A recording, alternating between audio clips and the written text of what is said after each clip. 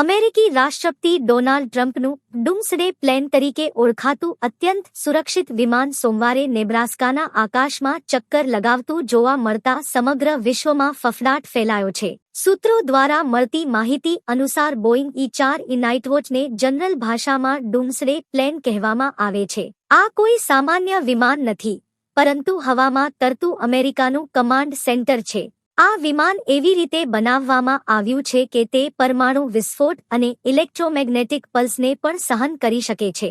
આ વિમાન સતત ઘણા દિવસો સુધી હવામાં રહી શકે છે કારણ કે તેમાં હવામાં જ ઈંધણ ભરી શકાય તેવી સુવિધા છે.